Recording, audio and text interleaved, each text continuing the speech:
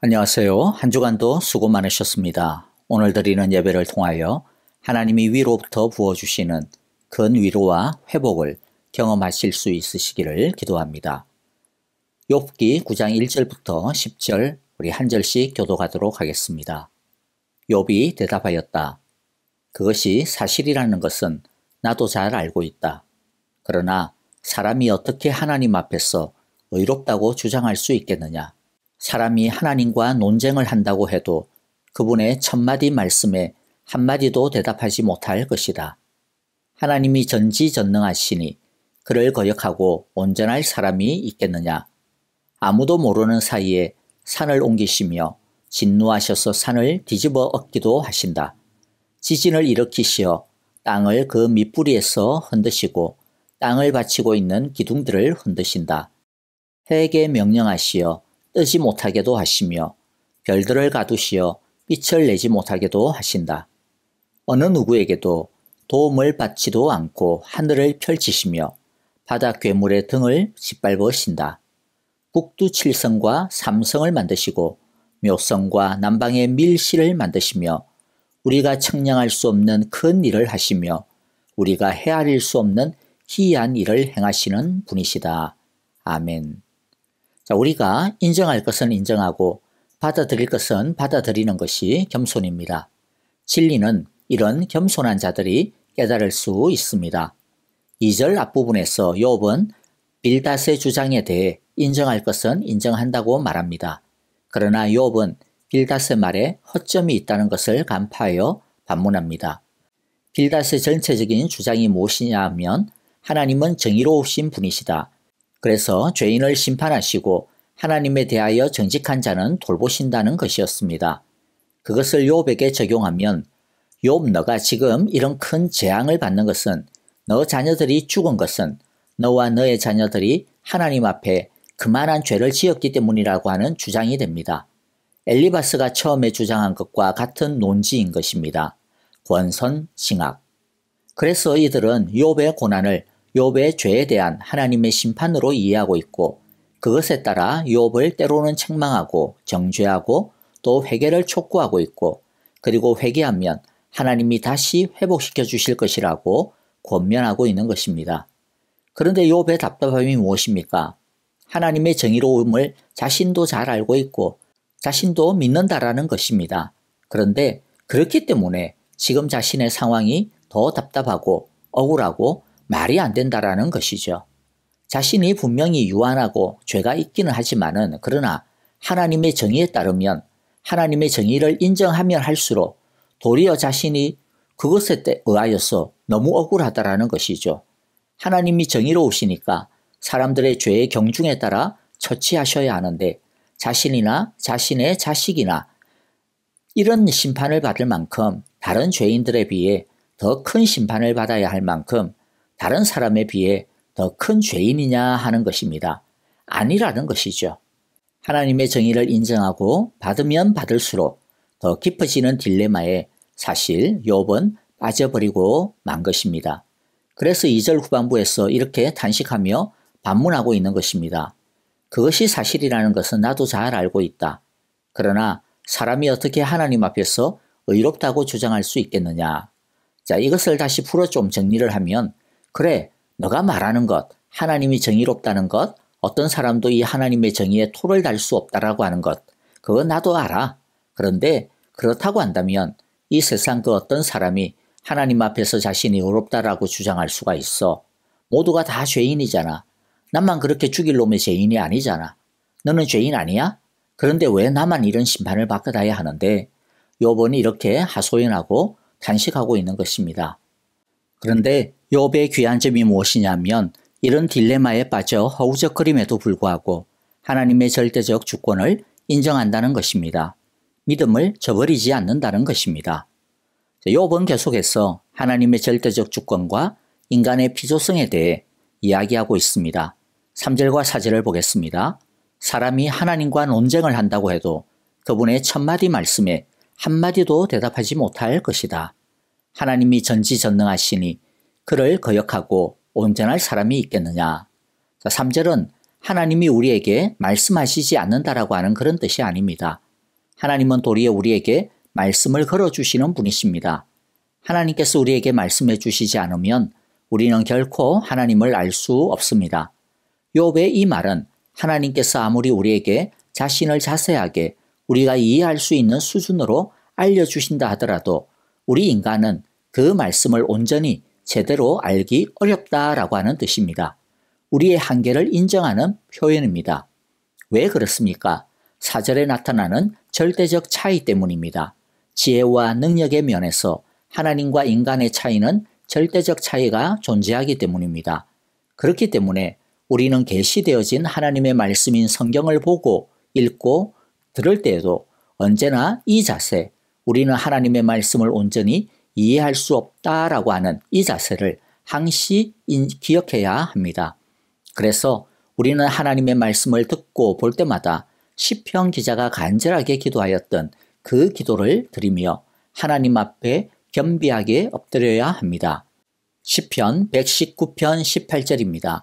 내 눈을 열어 주십시오. 그래야 내가 주님의 법 안에 있는 놀라운 진리를 볼 것입니다. 우리가 주님의 법 안에 있는 놀라운 진리를 볼 수 있는 것은 하나님께서 우리의 눈을 열어 주셔야 한다라는 것이죠. 자, 그 다음 우리가 해야 할 것은 그분과 논쟁할 것이 아니라 우리는 그저 하나님의 말씀에 순종하고 그 판단을 받아들이며 따를 뿐인 것입니다. 5절에서 10절은 하나님의 전지전능하심에 대한 실제적인 예들을 나열하고 있습니다.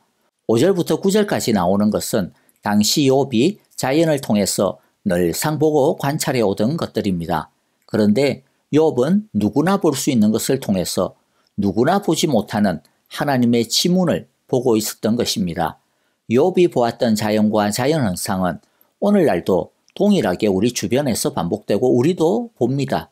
그런데 여러분, 저와 여러분은 욥이 보았던 것처럼 우리 주변에서 시시각각으로 나타나고 있는 이 자연과 자연 현상을 통해 하나님을 그만큼 느끼고 있습니까?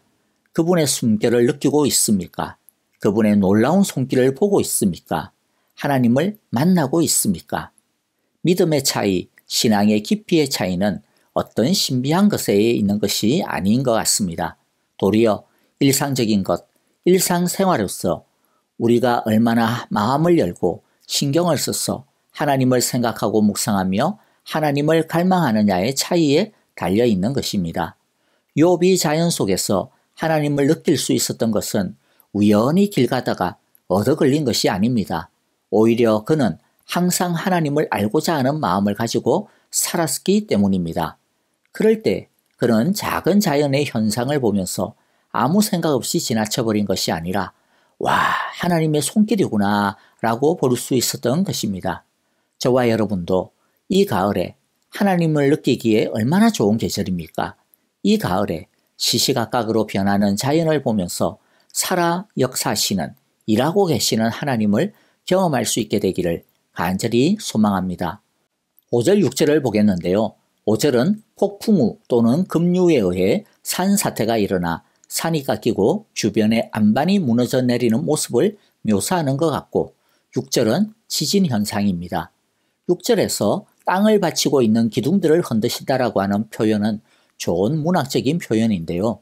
여기서는 산을 뜻합니다.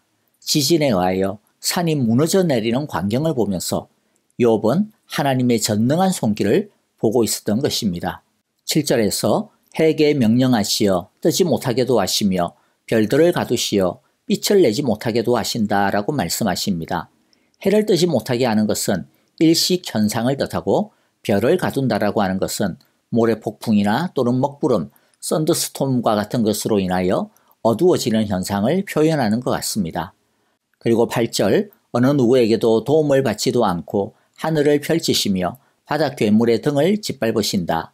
즉 하나님은 땅의 창조주와 주인만이 아니라 하늘과 바다의 창조주요 주인이 되신다라고 하는 것을 노래하고 있습니다.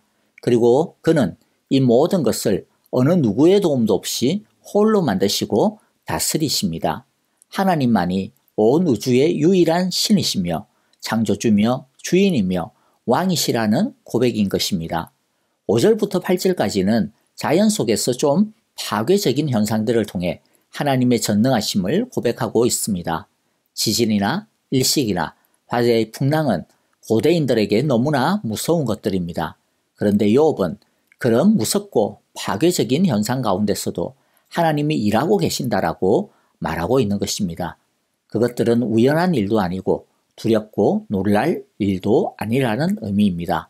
왜냐하면 그 혼돈과 파괴도 결국 하나님의 창조와 섭리의 다스림 속에 있기 때문입니다. 어쩌면 욥은 지금 자연의 그런 파괴와 혼돈의 현상을 보면서 자기 자신의 고난과 재앙을 대입시키고 있다고 생각이 듭니다. 욥에게 찾아온 고난과 재앙은 온 천지를 어둡게 만들어버리는 일식과도 같고 모든 것을 집어삼키는 지진과도 같고 폭풍우와도 같은 것이죠. 그 고난과 재앙은 이때까지 단단하게 세워져 있었던 욥의 모든 삶을 송두리째 뒤집어버리고 파멸시키고 말았습니다. 욥은 이 고백을 통해서 자기 인생의 지진과 일식, 폭풍우와 같은 재앙과 고난을 몰아치시는 하나님이 속히 이 고난과 재앙을 거두어 주시기를 소망하고 있는 것입니다. 폭풍을 만드시는 분도 하나님, 폭풍을 거두실 분도 하나님이라는 것이죠. 자, 9절에서 10절, 먼저 9절을 보면 북두 7성과 3성을 만드시고 묘성과 남방의 밀실을 만드시며, 자, 여기서 3성이란 오리온 별자리 흔히 말하는 삼태성을 뜻하고요. 묘성이란 묘자라고 하는 한자어가 무덕이라고 하는 뜻인데 오늘날 플레이아데스 성단을 뜻하는 것 같습니다. 그리고 남방의 밀실은 은하수를 뜻합니다. 5절에서 8절이 파괴적인 현상 가운데서도 활동하시는 하나님을 고백하는 것이라면 9절은 새로운 별들을, 새로운 빛들을, 새로운 질서를 창조하시는 하나님을 고백하고 있는 모습입니다. 그렇기 때문에 10절에서 욥이 뭐라고 이야기합니까? 하나님은 우리가 측량할 수 없는 큰 일을 하시며 우리가 헤아릴 수 없는 기이한 일을 행하시는 분이시다 라고 고백합니다. 이를 통하여 욥은 하나님께서 자기에게 불러일으킨 지진과 폭풍은 거두시고 그 대신에 새로운 빛, 새로운 질서를 창조해 주시기를 간절히 갈망하고 있는 것입니다. 이제 우리 함께 기도하겠습니다. 전능하신 하나님, 하나님은 지진과 일식과 폭풍의 하나님이실 뿐만 아니라 모든 빛과 질서의 창조주도 되심을 이 시간 믿고 고백하며 또한 감사를 드립니다. 우리의 삶에 재앙과 고난의 어두움과 삶을 뒤흔드는 지진이 찾아와도 그것의 주인도 하나님이심을 항상 기억하고 하나님을 바라보게 했습니다. 어둠을 지나 빛으로, 폭풍을 지나 고요함으로, 지진의 폐허를 지나 새 질서의 치유와 회복의 삶으로 우리를 이끌어 주시옵소서. 예수님의 이름으로 기도하옵나이다. 아멘.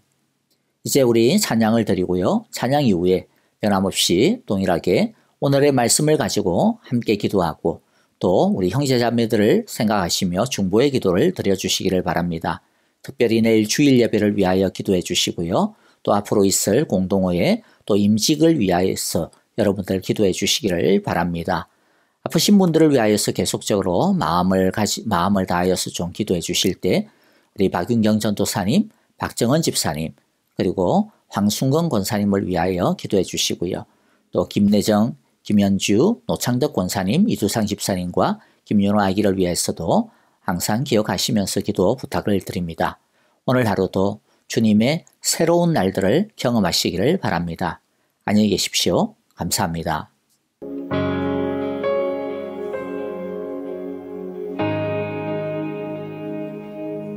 나의 눈 열어 주 보게 하소서.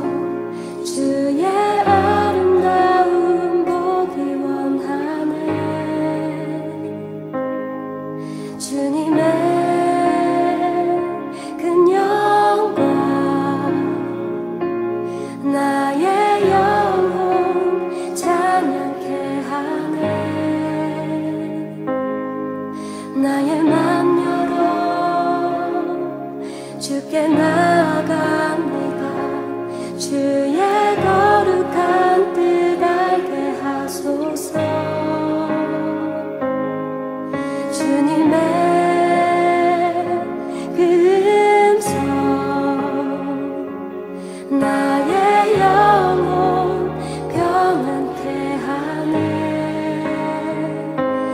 주님만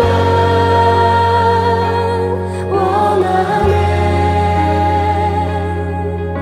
내 삶의 만족 되신 주,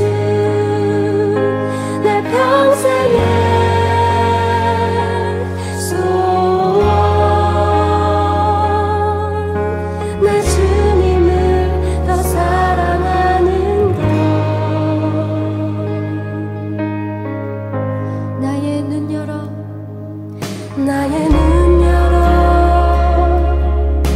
주 보게 하소서. 주의 아름다운 보기 원하네. 주님의 그 영광 나의 영혼 찬양케 하네. 나의 맘 열어 주께 나아갑니다. 주의 거룩한 뜻 알게 하소서. 주님의 그 음성 나의 영혼 평안케 하네.